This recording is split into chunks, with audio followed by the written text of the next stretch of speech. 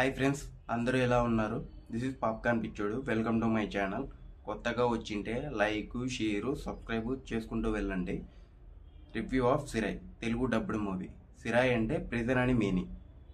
ఈ cinema last year December 25న తమిళ్లో release అయ్యి సూపర్ హిట్ అయింది. మూవీని ఎప్పుడెప్పుడు చూద్దామని వెయిట్ చేశారు. ఫైనల్గా జనవరి 23న G5లో రిలీజ్ చేశారు. మొత్తానికి మూవీ అయితే కంప్లీట్ చేశాను. ఈ సినిమా 2026లో గ్యారంటీగా టాప్ 10లో ఫేవరెట్ లిస్ట్లో ఉంటుందని ఎక్స్పెక్ట్ చేస్తున్నాను. సినిమా అయితే చాలా బాగా నచ్చింది నాకు. సినిమా అంతా ఒక ఎత్తు అయితే క్లైమాక్స్ మాత్రం ఒక ఎత్తు.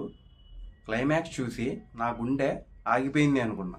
చూడండి, మీరు కూడా నాలాగే షాక్కి గురవుతారు. చాలా సింపుల్ స్టోరీ లైన్. ఒక కానిస్టేబుల్ ఎక్స్క్యూజ్ని కోర్టుకు తీసుకువెళ్లే దారిలో వాడి స్టోరీ వింటారు, వాడితో ఇంటరాక్ట్ అయ్యి తర్వాత ఏమైంది అనేది కథ.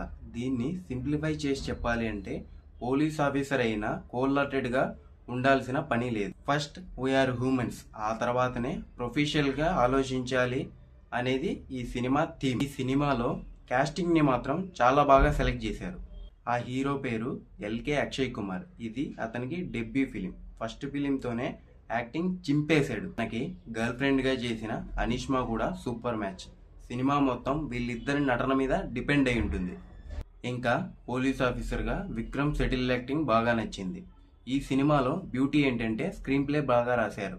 ప్రజెంట్ని, ఫ్యూచర్ని టైం దొరికినప్పుడల్లా 2 hours ఒక ఎంగేజింగ్ నెరేషన్ ఇచ్చారు.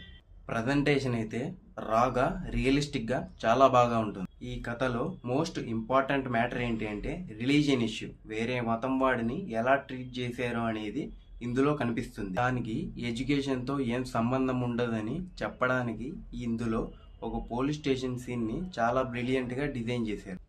ఎమోషనల్గా చాలా బాగా కనెక్ట్ అవుతుంది ఈ కథ. Don't miss this movie. Adult content కూడా ఏం ఉండదు. G5లో స్ట్రీమింగ్ అవుతుంది.